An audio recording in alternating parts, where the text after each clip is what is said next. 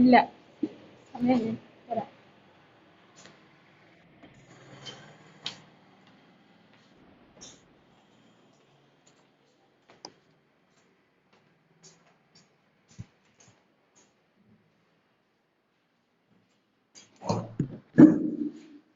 Okay, നമുക്ക് start ചെയ്യാം.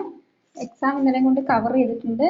നിങ്ങളുടെ മാർക്സ് വാട്സപ്പ് ഗ്രൂപ്പിൽ ഞാൻ സാറ്റർഡേ സെൻഡ് ചെയ്യുന്നതായിരിക്കും. വാട്സപ്പ് ഗ്രൂപ്പിൽ മാർക്സ് സാറ്റർഡേ സെൻഡ് ചെയ്യുന്നതായിരിക്കും. എല്ലാവരും ചെക്ക് ചെയ്യുക Saturday. Okay, last class Golgi apparatus ആയിരുന്നു. അവിടെ വരെ പഠിച്ചോ നിങ്ങൾ? Give response. Last class Golgi apparatus അല്ലായിരുന്നു?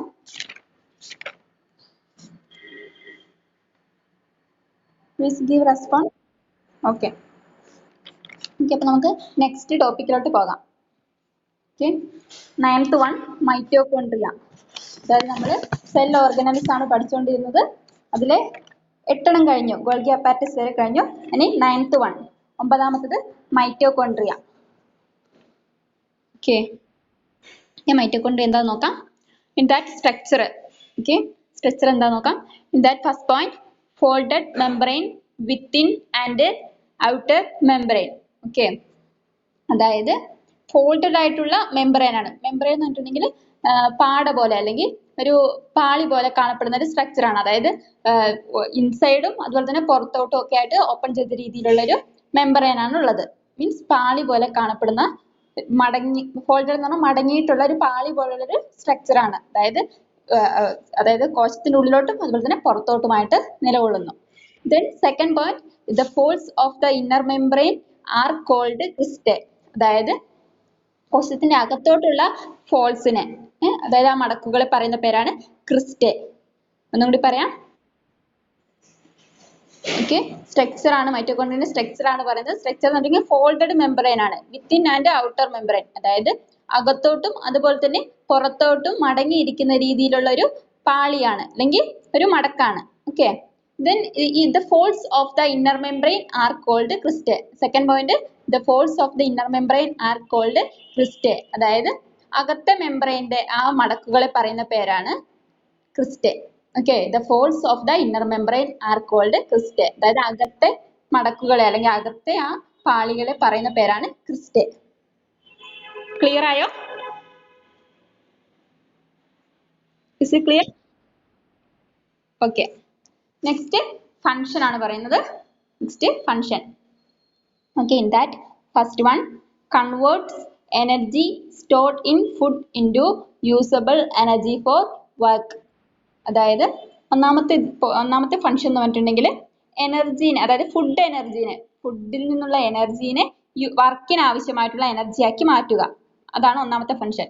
ഫുഡിൽ നിന്നുള്ള ഊർജത്തെ, അതായത് നമ്മൾ കഴിക്കുന്ന ഭക്ഷണത്തിൽ നിന്നുള്ള ഊർജത്തെ പ്രവൃത്തിയുടെ രൂപത്തിലുള്ള ഊർജമാക്കി മാറ്റും, പ്രവൃത്തിക്ക് ആവശ്യമായിട്ടുള്ള ഊർജമാക്കി മാറ്റും. അതാണ് ഒന്നാമത്തെ ഫംഗ്ഷൻ. അതായത് converts energy stored in food into usable energy for work. അതായത് നമ്മൾ കഴിക്കുന്ന ഫുഡിൽ നിന്നുള്ള ഊർജത്തെ നമുക്ക് പ്രവൃത്തി ചെയ്യാൻ ആവശ്യമായിട്ടുള്ള ഊർജമാക്കി മാറ്റുന്നു. അതാണ് ഒന്നാമത്തെ ഫംഗ്ഷൻ. ഓക്കെ, രണ്ടാമത്തെ function power house of the cell. അതായത് ഓൾറെഡി ഫസ്റ്റ് പോയിന്റ് പറഞ്ഞു, എനർജിനെ കൺവേർട്ട് ചെയ്യുന്നുണ്ട് അല്ലെങ്കിൽ എനർജിനെ സ്റ്റോർ ചെയ്യുന്നുണ്ടെന്ന് ഓൾറെഡി പറഞ്ഞു. അതുകൊണ്ട് തന്നെ power house of the cell എന്ന് അറിയപ്പെടുന്നു. രണ്ടാമത്തെ പോയിന്റിൽ power house of the cell എന്ന് പറഞ്ഞിട്ടുണ്ടെങ്കിൽ മൈറ്റോകോൺട്രിയ ആണ്. പവർ ഹൗസ് എന്ന് പറഞ്ഞിട്ടുണ്ടെങ്കിൽ ഊർജ്ജ സ്രോതസ് ആയിട്ട് അറിയപ്പെടുന്നു. അതായത് കോശത്തിന്റെ ഊർജ്ജ സ്രോതസ് 1 മാർക്കിനൊക്കെ ചോദിക്കുന്നതാണ്. അതായത് power house of the cell, dash is the power house of the cell എന്ന് പറഞ്ഞിട്ടുണ്ടെങ്കിൽ മൈറ്റോകോൺട്രിയ ആണ്. ഓക്കെ, അതായത് കോശത്തിന്റെ ഊർജ്ജ സ്രോതസ് എന്ന് പറഞ്ഞിട്ടുണ്ടെങ്കിൽ മൈറ്റോകോൺട്രിയ ആണ്. അതാണ് രണ്ടാമത്തെ ഫംഗ്ഷൻ. അതായത് power house of the cell, ഊർജത്തിന്റെ സ്രോതസ്സാണ്, കോശത്തിന്റെ ഊർജത്തിന്റെ സ്രോതസ്സാണ്, കോശത്തിലെ ഊർജ സ്രോതസ് എന്നാണ് അറിയപ്പെടുന്നത് മൈറ്റോകോൺട്രിയ. Okay, then third function cellular respiration. അതായത് കോശത്തിന്റെ ശ്വസനത്തിന് സഹായിക്കുന്നു. Cellular respiration. ഓക്കെ, കോശത്തിന്റെ റെസ്പിറേഷൻ അല്ലെങ്കിൽ ശ്വസനത്തിന് സഹായിക്കുന്നു. ഒന്നുകൂടി പറയാം functions. First point, converts energy stored in food into usable energy for work. അതായത് ഫുഡിൽ നിന്നുള്ള എനർജീനെ പ്രവൃത്തിക്ക് ആവശ്യമായിട്ടുള്ള എനർജിയാക്കി കൺവേർട്ട് ചെയ്യുന്നു അല്ലെങ്കിൽ മാറ്റുന്നു. രണ്ടാമത്തെ function power house of the cell ആണ്. അതായത് കോശത്തിലെ ഊർജ്ജ സ്രോതസ് എന്ന് അറിയപ്പെടുന്നു. Then third function cellular respiration ആണ്. സെല്ലുലാർ റെസ്പിറേഷൻ എന്ന് പറഞ്ഞാൽ കോശത്തിലെ ശ്വസനം, അല്ലെങ്കിൽ കോശത്തിന്റെ ശ്വസനത്തിന് സഹായിക്കുന്നു. Is it clear? Okay. First function, converts energy stored in food into usable energy for work. അതായത് ഫുഡിൽ നിന്നുള്ള ഊർജത്തെ പ്രവൃത്തി ചെയ്യാൻ ആവശ്യമായിട്ടുള്ള ഊർജമാക്കി കൺവേർട്ട് ചെയ്യുന്നു അല്ലെങ്കിൽ മാറ്റുന്നു. ഫുഡിൽ നിന്നുള്ള ഊർജത്തെ കൺവേർട്ട് ചെയ്യുകയാണ്, അതായത് പ്രവൃത്തിക്ക് ആവശ്യമായിട്ടുള്ള ഊർജമാക്കി കൺവേർട്ട് ചെയ്യുകയാണ്. അതാണ് ഒന്നാമത്തെ ഫംഗ്ഷൻ. രണ്ടാമത്തെ function power house of the cell, അതായത് കോശത്തിലെ ഊർജ സ്രോതസ് എന്നറിയപ്പെടുന്നു. Then third point, cellular respiration, അതായത് കോശത്തിലെ ശ്വസനത്തിന് സഹായിക്കുന്നു. ക്ലിയർ? ഓക്കെ. ഓക്കെ, നെക്സ്റ്റ് പത്താമത്തെ ഓർഗനല്ലാണ് പറയാൻ പോകുന്നത്. 10th one, lysosomes. Lysosomes. Okay. In that structure, okay, spherical organelles that contain hydrolytic enzymes within single membranes. Nodi parayam structure, spherical organelles that contain hydrolytic enzymes within single membranes. അതായത് spherical ആയിട്ടുള്ള organelles ആണ്. Means spherical എന്ന് പറഞ്ഞാൽ round shape അല്ലെങ്കിൽ ഗോളാകൃതിയിലുള്ള organelles ആണ്. That contain hydrolytic enzyme within single membrane. അതായത് ഓരോ പാളിയിലും എന്ത് കാണപ്പെടുന്നുണ്ട്? ഹൈഡ്രോലൈറ്റിക് എൻസൈം, അതൊരു എൻസൈം കാണപ്പെടും. എൻസൈം എന്ന് പറഞ്ഞാൽ രാസാഗ്നി, മീൻസ് രാസപ്രവർത്തനങ്ങളുടെയൊക്കെ സ്പീഡ് കൂട്ടാൻ സഹായിക്കുന്ന വസ്തുവിനെയാണ് എൻസൈം എന്ന് പറയുന്നത്. മലയാളത്തിൽ എൻസൈമിന്റെ മലയാളം എന്ന് പറഞ്ഞാൽ രാസാഗ്നി. നിങ്ങൾ എൻസൈം തന്നെ പഠിക്കുക. ഓക്കെ, അതായത് ലൈസോസോം ആണ് പറയുന്നത്. ലൈസോസോമിന്റെ സ്ട്രക്ചർ എന്ന് പറഞ്ഞിട്ടുണ്ടെങ്കിൽ സ്ഫെറിക്കൽ ഓർഗനൽസ് ആണ്. മീൻസ് റൗണ്ട് ഷേപ്പ് അല്ലെങ്കിൽ ഗോളാകൃതി ആണ്. ഇതിൽ ഓരോ പാളിയിലും സിംഗിൾ ആയിട്ടുള്ള മെംബ്രെയിനിലും എന്ത് കാണപ്പെടുന്നുണ്ട്? ഒരു എൻസൈം കാണപ്പെടുന്നുണ്ട്. ആ എൻസൈമിന്റെ പേരാണ് ഹൈഡ്രോലൈറ്റിക് എൻസൈം. ഓക്കെ, അതായത് ഓരോ പാളിയിലും സിംഗിൾ മെംബ്രെയിനിലും എന്ത് കാണപ്പെടുന്നുണ്ട്? ഒരു ഹൈഡ്രോലൈറ്റിക് എൻസൈം എന്ന് പറഞ്ഞാൽ ഒരു എൻസൈം കാണപ്പെടുന്നുണ്ട്. ഇതാണ് ഇതിന്റെ സ്ട്രക്ചർ. അതായത് ഗോളാകൃതിയാണ്, സ്ഫെറിക്കൽ ഷേപ്പ് ആണ്. ഓരോ പാളിയിലും എന്ത് കാണപ്പെടുന്നു? സിംഗിൾ മെംബ്രെയിനിലും എന്ത് കാണപ്പെടുന്നുണ്ട്? ഒരു എൻസൈം. അതാണ് ഹൈഡ്രോലൈറ്റിക് എൻസൈം. സ്ട്രക്ചർ ക്ലിയർ ആയോ? Is it clear?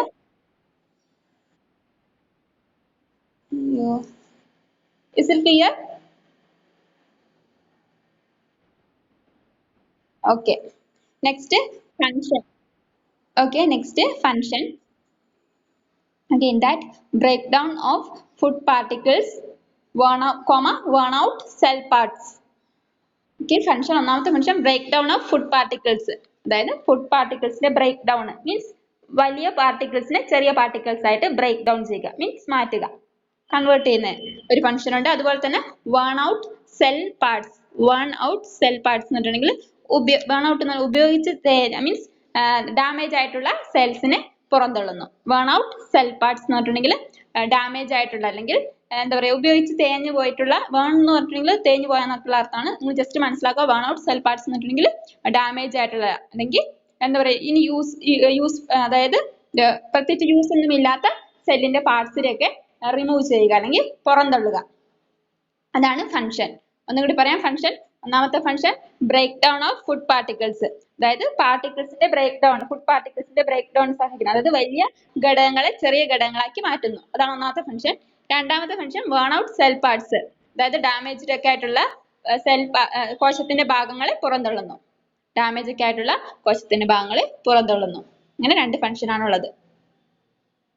Is it clear?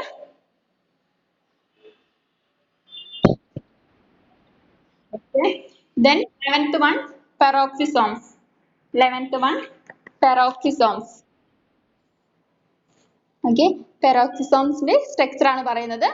Spherical organs that contain enzyme within single membrane. Same തന്നെയാണ്.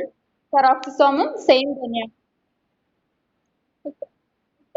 Ammu സാരാട് Please mute your audio. Is that Ammus? Okay. Okay. 11th one, peroxisome ആണ്. Peroxisomes. Okay. In that structure ആണ് പറയുന്നത്.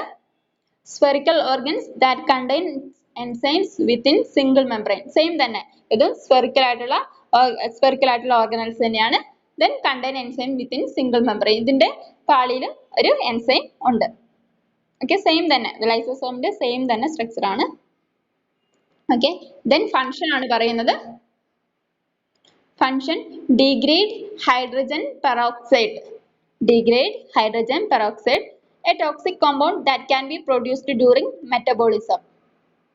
അതായത് ഇതിന്റെ പെറോക്സിസോമിന്റെ function എന്ന് പറഞ്ഞിട്ടുണ്ടെങ്കിൽ hydrogen പെറോക്സൈഡിനെ ഇല്ലാതാക്കുക എന്നുള്ളതാണ്. ഈ ഹൈഡ്രജൻ പെറോക്സൈഡ് എന്താണെന്നാണ് ഇവിടെ പറഞ്ഞിരിക്കുന്നത്. A toxic compound that can be produced during metabolism. Metabolism എന്ന് പറഞ്ഞാൽ എന്താ? ആർക്കെങ്കിലും അറിയോ? Give anyone?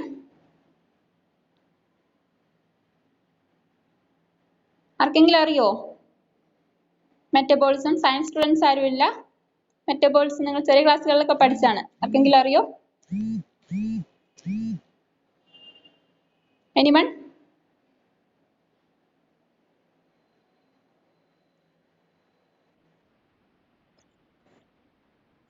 രോഗമല്ല. ഓക്കെ, ഞാൻ മലയാളം പറയാം. മലയാളത്തിൽ പറയുമ്പോൾ നിങ്ങൾ കുഞ്ഞു ക്ലാസ്സുകളിലൊക്കെ പഠിച്ചാണ്. മലയാളത്തിൽ പറയുമ്പോൾ നിങ്ങൾക്ക് മനസ്സിലാവുമെന്ന് വിചാരിക്കുന്നു. ഉപാപചയ പ്രക്രിയ കേട്ടിട്ടുണ്ടോ ആരെങ്കിലും?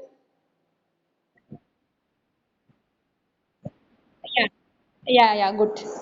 ഓക്കെ, അതായത് മെറ്റബോളിസം എന്ന് പറഞ്ഞിട്ടുണ്ടെങ്കിൽ catabolism plus anabolism is equal to metabolism. Okay, anabolism plus catabolism is equal to metabolism. ഇതിനെക്കുറിച്ച് ഡീറ്റെയിൽഡ് ആയിട്ട് നമ്മൾ വേറെ ചാപ്റ്ററിൽ പഠിക്കും. മെറ്റബോളിസത്തിന്റെ പ്രോസസ്സിനെ കുറിച്ച്, അതിന്റെ പ്രക്രിയനെ കുറിച്ചൊക്കെ നമ്മൾ ഡീറ്റെയിൽഡ് ആയിട്ട് വേറെ ചാപ്റ്റേഴ്സിൽ പഠിക്കും. അതിന്റെ പ്രോസസ് ഒക്കെ എങ്ങനെയാണ് നടക്കുന്നതെന്നുള്ളത്.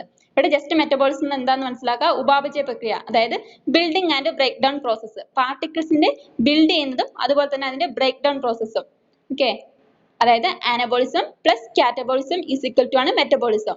ആനബോളിസം എന്ന് പറഞ്ഞിട്ടുണ്ടെങ്കിൽ ബിൽഡിംഗ് പ്രോസസ് ആണ്. അതായത് പാർട്ടിക്കിൾസ് കൂടിച്ചേർന്ന് പുതിയ വസ്തു ഉണ്ടാകുന്നത്. ഓക്കെ, ജസ്റ്റ് നിങ്ങൾ മനസ്സിലാക്കിയാൽ മതി. ഓക്കെ, ഇത് എഴുതി വെക്കണം എന്നില്ല. മീൻസ് മെറ്റബോളിസം നമ്മൾ ഡീറ്റെയിൽഡ് ആയിട്ട് വേറെ ചാപ്റ്റേഴ്സിൽ പഠിക്കുന്നതാണ്. ഇവിടെ ജസ്റ്റ് നിങ്ങൾ മനസ്സിലാക്കുക. മെറ്റബോളിസം എന്ന് പറഞ്ഞിട്ടുണ്ടെങ്കിൽ അതായത് anabolism plus catabolism is equal to ആണ് മെറ്റബോളിസം. ആനബോളിസം എന്ന് പറഞ്ഞിട്ടുണ്ടെങ്കിൽ ബിൽഡിംഗ് പ്രോസസ് ആണ്. അതായത് ചെറിയ ഘടകങ്ങൾ കൂടിച്ചേർന്ന് അല്ലെങ്കിൽ കുറച്ച് ഘടകങ്ങൾ കൂടിച്ചേർന്ന് പുതിയൊരു പ്രോഡക്റ്റ് ഉണ്ടാകുന്നു. അതാണ് anabolism. Means building process. Simple ആയിട്ട് പറഞ്ഞിട്ടുണ്ടെങ്കിൽ ആനബോളിസം എന്ന് പറഞ്ഞാൽ ബിൽഡിംഗ് പ്രോസസ്. ദെൻ കാറ്റബോളിസം എന്ന് പറഞ്ഞിട്ടുണ്ടെങ്കിൽ സിമ്പിൾ ആയിട്ട് പറഞ്ഞിട്ടുണ്ടെങ്കിൽ ബ്രേക്ക് ഡൗൺ പ്രോസസ്. അതായത് വലിയ പാർട്ടിക്കിൾസ് ചെറിയ ഘടകങ്ങളായിട്ട് മാറുന്നു. സിമ്പിൾ ആയിട്ട് പറഞ്ഞിട്ടുണ്ടെങ്കിൽ ആനബോളിസം എന്ന് പറഞ്ഞിട്ടുണ്ടെങ്കിൽ ബിൽഡിംഗ് പ്രോസസ്, കാറ്റബോളിസം എന്ന് പറഞ്ഞിട്ടുണ്ടെങ്കിൽ ബ്രേക്ക് ഡൗൺ പ്രോസസ്. അത്ര നിങ്ങൾ മനസ്സിലാക്കുക. ഓക്കെ, ഈ anabolism plus catabolism is equal to metabolism. അതായത് building process plus break down process is equal to metabolism. Okay, അതൊരു പ്രക്രിയയാണ്. മീൻസ് രാസപരമായിട്ടുള്ള, അതായത് കെമിക്കൽ ആയിട്ടുള്ള ഒരു പ്രോസസ് ആണ്. ഓക്കെ, ഈ കെമിക്കൽ പ്രോസസ്സിന്റെ ഭാഗമായിട്ട് ഉണ്ടാകുന്ന ഒരു പ്രോഡക്റ്റ് ആണ് ഹൈഡ്രജൻ പെറോക്സൈഡ്. ഓക്കെ, അതായത് രാസപരമായിട്ടുള്ള ഒരു പ്രവർത്തനമാണ് മെറ്റബോളിസം. ഈ മെറ്റബോളിസം നടക്കുന്ന സമയത്ത് ഉണ്ടാകുന്ന ഒരു വിഷപദാർത്ഥം, ടോക്സിക് കോമ്പൗണ്ട് ആണ്. ഓക്കെ, വിഷപദാർത്ഥമാണ് ഹൈഡ്രജൻ പെറോക്സൈഡ്. ഈ ഹൈഡ്രജൻ പെറോക്സൈഡിനെ ഇല്ലാതാക്കുക എന്നുള്ളതാണ് ഈ പെറോക്സിസോമിന്റെ ഫംഗ്ഷൻ. ഒന്നും കൂടി പറയാം. Function degrade hydrogen peroxide. അതാണ് function, degrade hydrogen peroxide. Degrade എന്ന് പറഞ്ഞാൽ ഇല്ലാതാക്കുക. ഓക്കെ, അതായത് ഹൈഡ്രജൻ പെറോക്സൈഡിനെ ഇല്ലാതാക്കുക. ഹൈഡ്രജൻ പെറോക്സൈഡ് എന്താണെന്നാണ് ഇവിടെ പറഞ്ഞത്. അതായത് A toxic compound that can be produced during metabolism.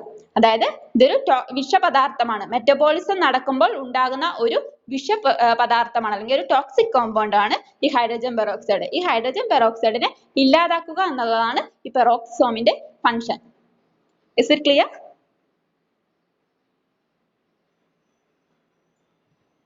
Is it clear?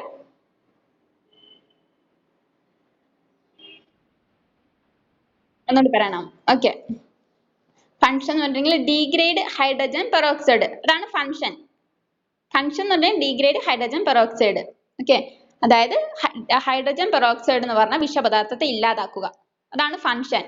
നിങ്ങൾക്ക് മനസ്സിലാവാൻ വേണ്ടി ഹൈഡ്രജൻ പെറോക്സൈഡ് എന്താണെന്നാണ് ഇവിടെ ജസ്റ്റ് സൂചിപ്പിച്ചത്. അതായത് A toxic compound that can be produced during metabolism. അതായത് മെറ്റബോളിസം എന്ന് പറഞ്ഞ ഒരു രാസപ്രക്രിയ നടക്കുമ്പോൾ ഉണ്ടാകുന്ന പ്രോഡക്റ്റ് ആണ്, അല്ലെങ്കിൽ ടോക്സിക് കോമ്പൗണ്ട് ആണ്, മീൻസ് വിഷപദാർത്ഥമാണ്. മെറ്റബോളിസം എന്ന് പറഞ്ഞ ഒരു രാസപ്രവർത്തനം നടക്കുമ്പോൾ ഉണ്ടാകുന്ന വിഷപദാർത്ഥമാണ് ഹൈഡ്രജൻ പെറോക്സൈഡ്. ആ ഹൈഡ്രജൻ പെറോക്സൈഡിനെ ഇല്ലാതാക്കുക എന്നുള്ളതാണ് ഇതിന്റെ function. Is it clear? Okay. Okay, അപ്പൊ നമുക്ക് 12ാമത്തെ ഓർഗനൽസിലോട്ട് പോകാം. 12ാമത്തെ organelle cilia and flagella. Okay, in that structure ആണ് പറയുന്നത്. Okay, it is hair-like organelles that extend from the surface of cells. അതായത് ഇത് hair-like organelles ആണ്, മീൻസ് നാര് പോലെ കാണപ്പെടുന്ന ഓർഗനൽസ് ആണ്, അല്ലെങ്കിൽ മുടി പോലെ കാണപ്പെടുന്ന ഓർഗനൽസ് ആണ്. that extend from the surface of the cells. അതായത് ഇത് വ്യാപിച്ചു കിടക്കുന്നത് കോശത്തിന്റെ ഉപരിതലത്തിലാണ്, സർഫസിലാണ്. ഒന്നുകൂടി പറയാം, structure hair-like organelles that extend from the surface of cells. അതായത് നാര് പോലെ അല്ലെങ്കിൽ മുടി പോലെയുള്ള ഒരു സ്ട്രക്ചർ ആണ് ഇത്, കോശത്തിന്റെ ഉപരിതലത്തിൽ വ്യാപിച്ചു കിടക്കുന്നു. Okay, in that second point, when they are present in large numbers on a cell, they are called cilia. ഒന്നുകൂടി പറയാം, when they are present in large number on a cell, they are called cilia. അതായത് കോശത്തിൽ ഈ hair like structure large number ആയിട്ട് കാണുന്നുണ്ടെങ്കിൽ, means ഒരുപാട് കൂടുതലായിട്ട് കാണുന്നുണ്ടെങ്കിൽ അതിനെ സീലിയ എന്ന് വിളിക്കുന്നു. അതായത് കോശത്തിന്റെ ഉപരിതലത്തിൽ കാണപ്പെടുന്ന ഹെയർ ലൈക്ക് സ്ട്രക്ചർ ആണ്. ഈ സ്ട്രക്ചർ ഈ ഹെയർസ് ഒരുപാട് കാണുന്നുണ്ടെങ്കിൽ അതിനെ സീലിയ എന്ന് പറയുന്നു. ഓക്കെ, അതാണ് ആ പോയിന്റിൽ പറയുന്നത്. when they are present in large numbers on a cell, they are called cilia. Okay, അതായത് കോശത്തിന്റെ ഉപരിതലത്തിൽ ഈ ഹെയർ ലൈക്ക് സ്ട്രക്ചർ ധാരാളമായിട്ട് കാണുന്നുണ്ടെങ്കിൽ, കൂടുതലായിട്ട് കാണപ്പെടുന്നുണ്ടെങ്കിൽ അതിനെ സീലിയ എന്ന് വിളിക്കുന്നു. കൂടുതൽ നമ്പേഴ്സ് ആയിട്ട് കാണപ്പെടുന്നതിനെ സീലിയ എന്ന് വിളിക്കുന്നു. Then next point, when they are less numbers and longer, they are called flagella. When they are less numbers and longer, they are called flagella. Flagella ആണ് അടുത്തത് പറയുന്നത്. Flagella എന്ന് പറഞ്ഞിട്ടുണ്ടെങ്കിൽ ഈ ഹെയർ ലൈക്ക് സ്ട്രക്ചർ തന്നെ, പക്ഷെ എന്താണ്, അത് കോശത്തിന്റെ ഉപരിതലത്തിൽ കുറഞ്ഞ അളവിലേ കാണപ്പെടുള്ളൂ, ലെസ് നമ്പേഴ്സിലേ കാണപ്പെടുന്നുള്ളൂ. അതുകൂടാതെ തന്നെ അത് ലോങ്ങർ ആയിരിക്കും, മീൻസ് നീളം കൂടിയതും ആയിരിക്കും. അതിനെ ഫ്ലജല്ല എന്ന് പറയുന്നു. ഒന്നുകൂടി പറയാം, structure cilia and flagella, main heading in that structure. ഇത് ഹെയർ ലൈക്ക് ഓർഗനൽസ് ആണ്, മീൻസ് അതായത് ഹെയറിന്റെ, അതായത് നാര് പോലെ കാണപ്പെടുന്ന അല്ലെങ്കിൽ മുടി പോലെയുള്ളൊരു സ്ട്രക്ചർ ആണ്. ഇത് കോശത്തിന്റെ ഉപരിതലത്തിലാണ് വ്യാപിച്ചു കിടക്കുന്നത്. That extend from the surface of cells. അതായത് കോശത്തിന്റെ ഉപരിതലത്തിൽ വ്യാപിച്ചു കിടക്കുന്നു. ഓക്കെ, ഇനി സീലിയ എന്താ, ഫ്ലജല്ല എന്താണെന്നാണ് പറയുന്നത്. സീലിയന്റെ ഫ്ലജല്ലന്റെയും പൊതുവായിട്ടുള്ള ഒരു സ്ട്രക്ചർ ആണ് പറഞ്ഞിരിക്കുന്നത്. ഇനി സീലിയ എന്താ, ഫ്ലജല്ല എന്താന്ന് നോക്കാം. അതാണ് അടുത്ത പോയിന്റിൽ പറയുന്നത്. when they are present in large numbers on a cell, they are called cilia. അതായത് ഈ ഹെയർ ലൈക്ക് സ്ട്രക്ചർ ഒരുപാട് ധാരാളമായിട്ട് കോശത്തിന്റെ ഉപരിതലത്തിൽ കാണുന്നുണ്ടെങ്കിൽ അതിനെ സീലിയ എന്ന് വിളിക്കുന്നു. കൂടുതൽ numbers of hair like structure ഉണ്ടെങ്കിൽ അതിനെ സീലിയ എന്ന് വിളിക്കുന്നു. then രണ്ടാമത്തെ പോയിന്റ് പറയുന്നത് when they are less numbers and longer, they are called flagella. രണ്ടാമത്തെ പോയിന്റിലോട്ട് വരുമ്പോൾ പറയുന്നത് ഫ്ലജല്ലനെ കുറിച്ചാണ്. ഫ്ലജല്ല എന്താണ്, കുറഞ്ഞ അളവിലാണ്, കുറഞ്ഞ numbers of hair like structure ആണ് കോശത്തിന്റെ ഉപരിതലത്തിൽ കാണത്തുള്ളൂ. അതുകൂടാതെ തന്നെ അത് നീളം കൂടിയതുമായിരിക്കും.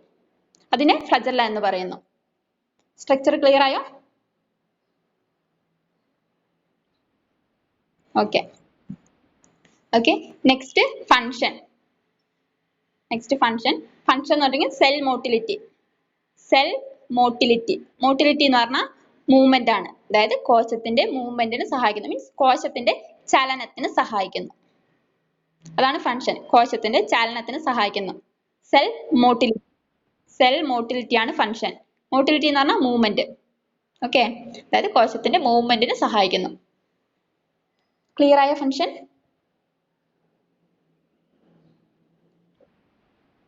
ഓക്കെ ഓക്കെ,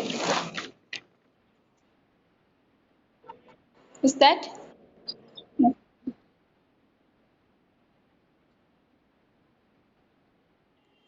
ത്രെഡ് ഷേപ്പ് തന്നെയാണ്. Thread and hair like structure same തന്നെയാണ്, പക്ഷെ ലെങ്ത് കൂടുതലായിരിക്കും. ഓക്കെ, ലോങ്ങർ ആയിരിക്കും. ഫ്ലജല്ല നീളം കൂടിയതായിരിക്കും. ഓക്കെ, രണ്ടിനും ത്രെഡ് ലൈക്ക് സ്ട്രക്ചർ എന്ന് പറയാം, അല്ലെങ്കിൽ ഹെയർ ലൈക്ക് സ്ട്രക്ചർ എന്ന് പറയാം, അല്ലെങ്കിൽ ഫൈബർ ടൈപ്പ് സ്ട്രക്ചർ എന്നൊക്കെ പറയും. ഓക്കെ, അതായത് 3 ടൈപ്പിലൊക്കെ പറയും. ഫൈബർ ടൈപ്പ് എന്നുണ്ടെങ്കിൽ ഫൈബേഴ്സ് നാര് പോലെ കാണപ്പെടുന്നു എന്നൊക്കെ പറയുന്നുണ്ട്. അതുപോലെ തന്നെ ഹെയർ ലൈക്ക് സ്ട്രക്ചേഴ്സ് എന്ന് പറയുന്നുണ്ട്. ഓക്കെ, ഇതുപോലെ തന്നെ ത്രെഡ് ലൈക്ക് എന്ന് പറഞ്ഞു. ത്രെഡ് ലൈക്ക് എന്നൊക്കെ പറഞ്ഞാൽ സെയിം തന്നെ, സ്ട്രക്ചർ നൂല് പോലെ അല്ലെങ്കിൽ നാര് പോലെ അല്ലെങ്കിൽ മുടി പോലെ എന്നൊക്കെയുള്ള അർത്ഥം. ഓക്കെ, പക്ഷെ ഫ്ലജല്ലയ്ക്ക് എന്താണ് നീളം കൂടുതലും കുറഞ്ഞ നമ്പേഴ്സും ആണ് കാണപ്പെടുള്ളൂ. ഓക്കെ, സീലി എന്താണ് കൂടിയ അളവിലാണ് കാണപ്പെടുന്നത്. Is it clear? Okay okay, next 13ാമത്തതാണ് പറയുന്നത്. 13ാമത്തത് centrioles. Centrioles. Okay, in that structure composed 9 sets of triplet microtubules arranged in a ring. ഇതിന്റെ സ്ട്രക്ചർ ആണ് പറയുന്നത്, സെൻട്രിയോളിന്റെ സ്ട്രക്ചർ ആണ് പറയുന്നത്. Composed 9 sets of triplet microtubules arranged in a ring. Is that Jamsia PA? Jamsia audio mute ചെയ്യാം. Okay. Centriole's structure composed 9 set of triplet microtubules arranged in a ring. അതായത് is that Ansifano?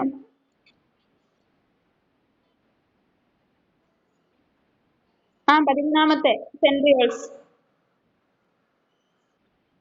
Any doubt? Okay. സെൻട്രിയോളിന്റെ structure ആണ് പറയുന്നത്.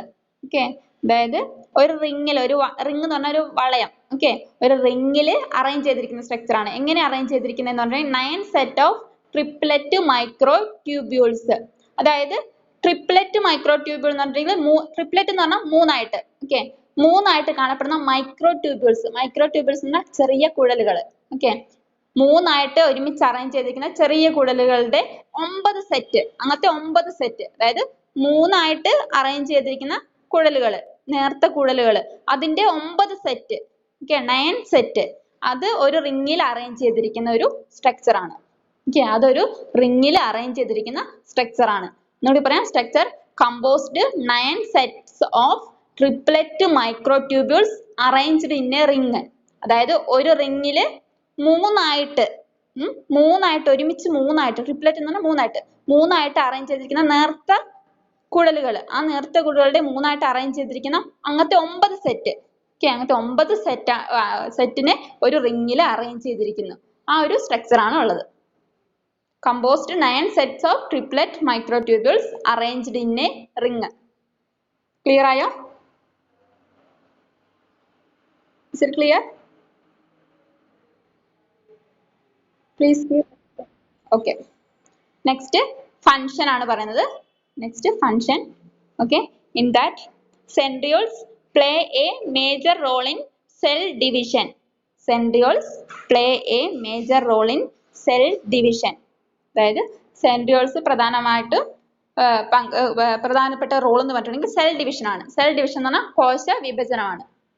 അതിൽ തന്നെ mitosis ആണ്. ബ്രാക്കറ്റിൽ cell ഡിവിഷന്റെ ബ്രാക്കറ്റിൽ മൈറ്റോസിസ് എഴുതാം. മൈറ്റോസിസിനെ കുറിച്ചൊക്കെ പിന്നീട് പഠിക്കും.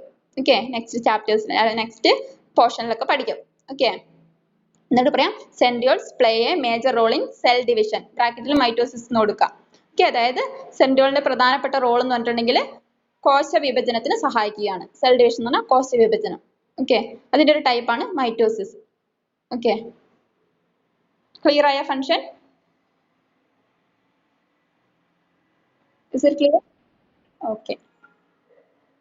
ഇപ്പൊ അത്ര എടുത്ത് ക്വസ്റ്റ്യൻ ചോദിക്കാം, എന്നിട്ട് നമുക്ക് അടുത്ത ടോപ്പിക്കിലോട്ട് പോകാം. അദൃശ്യ Prakash,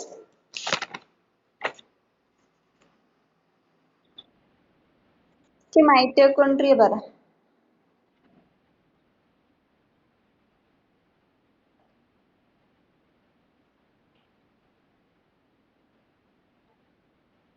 ക്രിസ്റ്റേ, function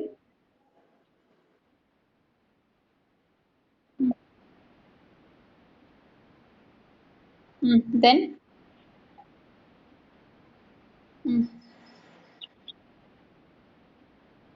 okay, good. Akhil Jaiman. Akhil Jaiman. No response. Amal Shad.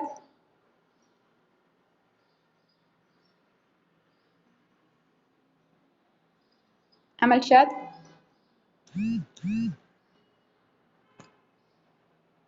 Amisha Sajan. Amisha Sajan. Anjusha VC. Anjusha VC.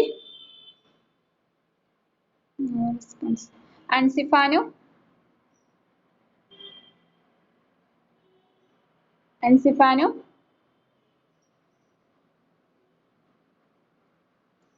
Anu James.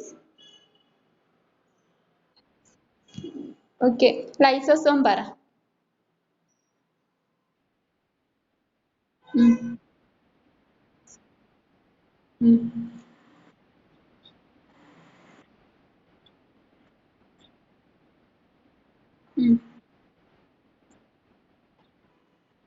Okay, good.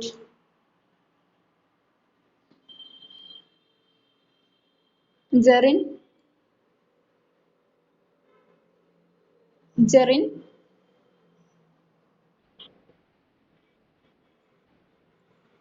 Jerin കേൾക്കുന്നുണ്ടോ?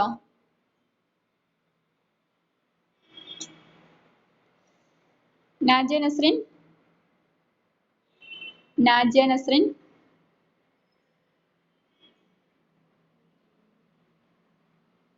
Sandra Achu.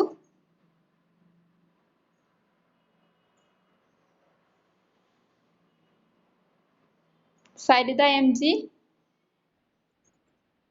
Okay, peroxisome പറ.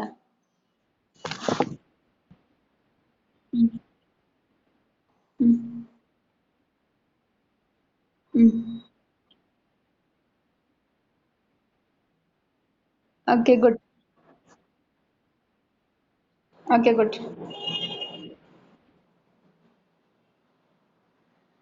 Sia Joni. Sia. ആ കേക്കാം. Cilia and ഫ്ലാജല്ല പറ.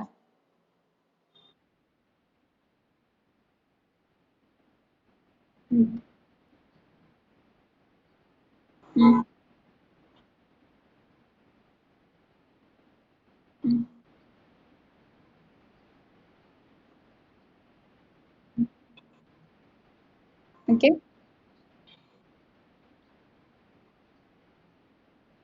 Okay, very good. Abid. Abid.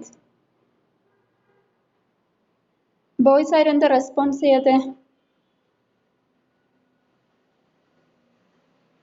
Akhil Jaiman. Okay okay. Jerin centriole പറ.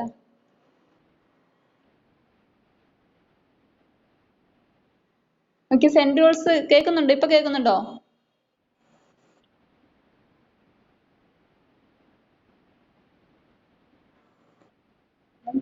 I think ജെറിന് range problem ഉണ്ട്. ജെറിൻ പറയുന്നതും കട്ടായിട്ടാണ് കേൾക്കുന്നത്. ഓക്കെ ജെറിൻ, ഇപ്പൊ പ്രോബ്ലം ഇല്ലാന്ന് തോന്നുന്നു. സെൻട്രോൾസ് പറ.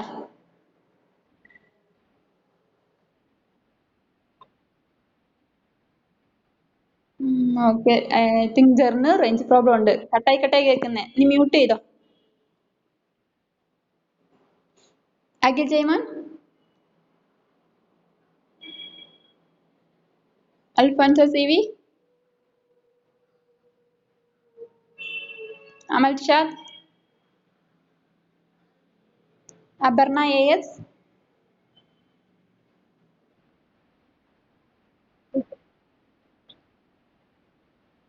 ഓക്കെ.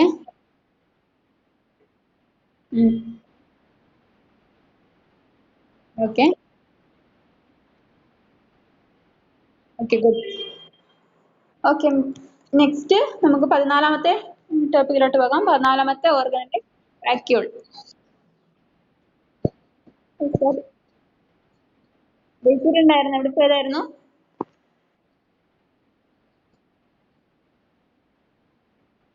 ഓക്കെ മ്യൂട്ട് ചെയ്തേ, ഞാൻ വിളിച്ചായിരുന്നു. ഓക്കെ, അടുത്ത ടോപ്പിക്കിലോട്ട് പോകാം.